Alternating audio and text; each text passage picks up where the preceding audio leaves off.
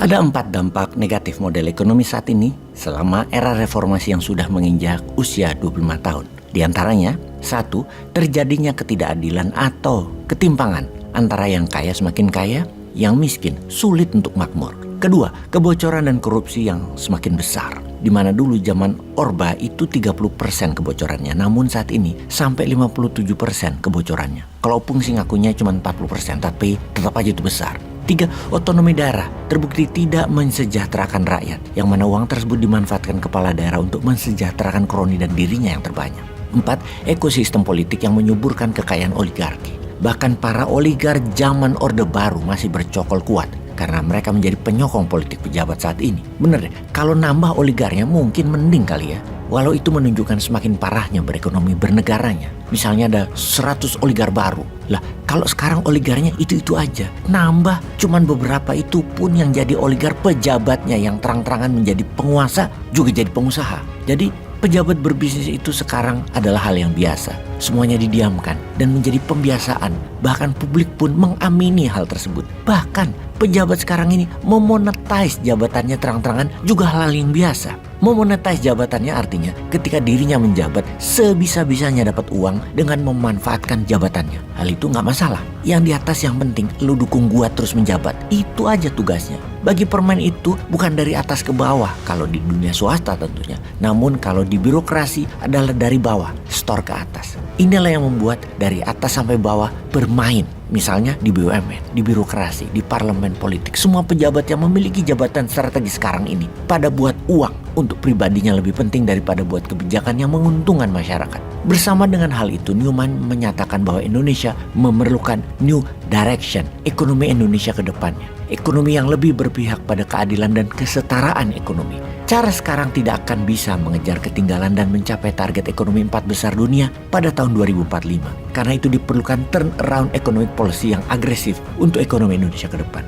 Yang tak kalah pentingnya adalah perlu adanya pemberantasan korupsi yang lebih konkret. Karena korupsi saat ini telah benar-benar menjadi masalah yang serius bagi bangsa Indonesia. Saat ini, Newman juga memandang diperlukannya upaya untuk merekatkan kembali hubungan antara sesama warga negara, sesama anak bangsa, sesama kelompok dan golongan untuk hidup rukun dan damai berdampingan. Dan yang terbaik adalah segera mendistribusikan kemakmuran atau common happiness, segera didistribusikan. Ekonomi Newman atau Newmanomic untuk ekonomi kerakyatan adalah ekonomi belah ketupat yang menyamakan peluang bagi setiap warga negara yang berprestasi, yang berketerampilan, yang kreatif untuk bisa berkarya dan produksi dengan cepat. Itulah keadilan ekonomi belah ketupat. Newmanomic mengusulkan untuk menggeser orientasi pembangunan Indonesia Emas 2045 ke arah sustainable growth dengan menekankan pada kesetaraan dan keadilan ekonomi.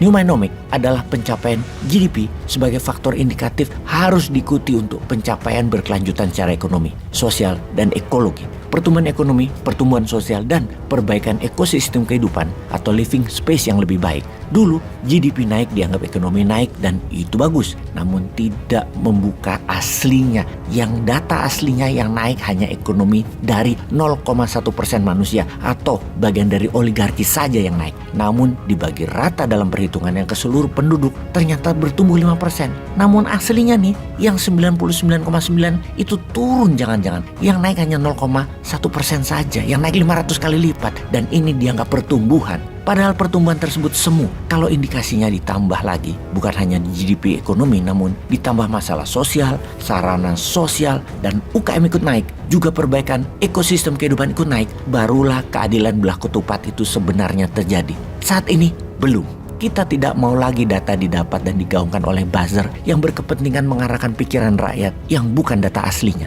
Bukan fakta 100%. Namun ke depan harus fakta dan rakyat harus dipinteri. Bukan dibodoh-bodohi dengan mengatakan itu loh GDP tumbuh, namun kok kemiskinan ikut naik. Namun pengangguran kok naik. Faktanya 80% angkatan kerja beda ilmu dengan yang di sekolahnya. Ilmu sekolah gak nyambung sama dunia kerja. Sumber daya alam habis tidak sebanding dengan uang masuk. Hutang bertambah tidak sebanding dengan penambahan produksi barang. Itu semua dulu. Ke depan harus lebih pintar lagi rakyatnya, juga pejabatnya. Newmanomic juga akan mengubah pengelolaan fiskal dan moneter yang terlalu terkonsentrasi di Kementerian Keuangan menjadi melibatkan peran Bappenas dalam pertumbuhan ekonomi, sosial, dan ekologi. Bahkan meletakkan Bappenas di depan Menq di belakangnya. Orientasi pembangunan 5 tahun pertama, penguatan dan perubahan sistem pendidikan, pengetahuan dan sistem pengajaran. Kemudian juga argo maritim dan industri kerakyatan. 5 tahun berikutnya adalah penguatan sektor industri turunan sumber daya alam sampai refining finish product. 10 tahun berikutnya masuk kekuatan ekspor